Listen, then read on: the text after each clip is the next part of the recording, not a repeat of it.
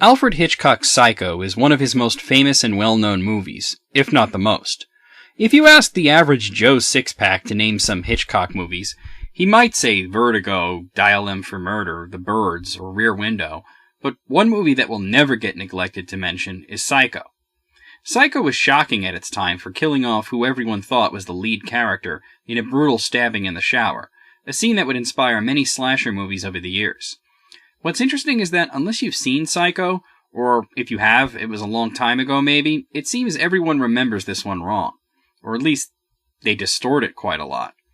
I've heard people say that Janet Leigh was the top-billed star of the movie and that she was killed off almost right away in a shocking twist, and the beginning part with her character is a red herring that has nothing to do with the rest of the plot. While it's true that Janet Leigh was a big name at the time, and she is killed off, it happens almost a third into the movie, not right away, and the rest of the movie has everything to do with her death. Furthermore, I'd hardly say that she was billed as the star. Yes, she's the first character you see and identify with, but in the opening credits her name comes up last, and of course, while she is on the poster, so is Anthony Perkins and John Gavin, and her name appears sixth on the poster. What I'm trying to say is the shock of her murder had nothing to do with her being supposedly the star of the movie, and everything to do with the fact that it happened suddenly and without warning, and by the time it does happen, you're invested in her own story and trouble. Leigh plays Marion Crane, who is in love with an indebted divorcee named Sam Loomis, who she sees in secret whenever he's in town. He wants to marry her, but his debts and alimony and low income prevent this. In a moment of weakness, Marion steals a large amount of money from her employer and skips town. She runs afoul of a cop and can't help but act suspicious, so he follows her around for a while. So right from the beginning, the movie has a lot of tension. Marion feels guilty, and in her head she imagines how people back at her job are reacting to her absconding with the money.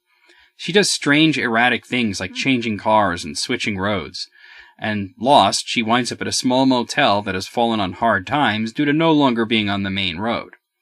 The proprietor, Norman Bates, is a seemingly normal, if not really nerdy guy who awkwardly flirts with Marion, though this gets him into hot water with his authoritarian mother, whom Marion hears yelling at him.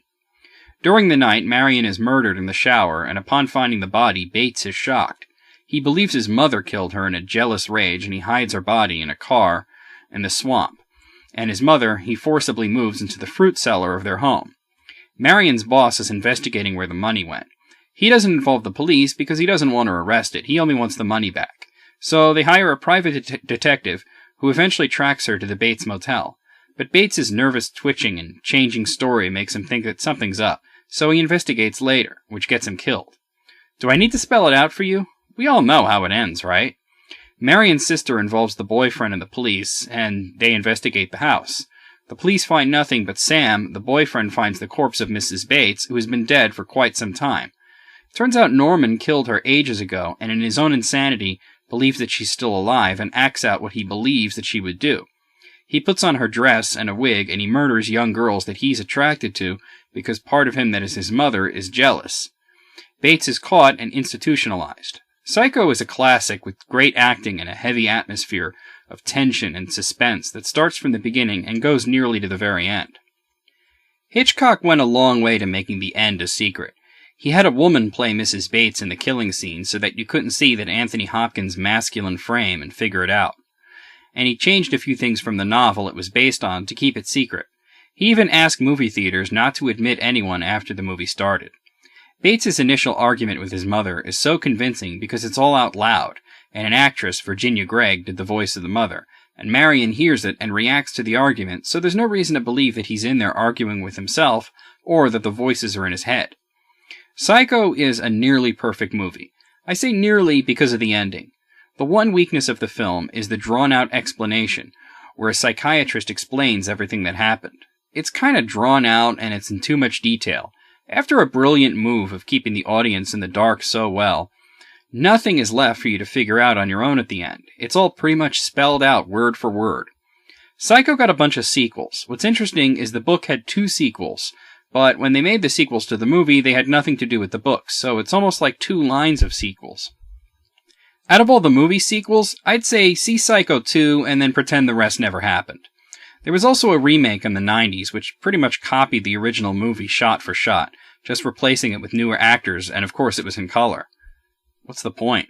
Why bother remaking a movie if you're not going to add some flair to it and make it your own? Just see the original. It had better acting.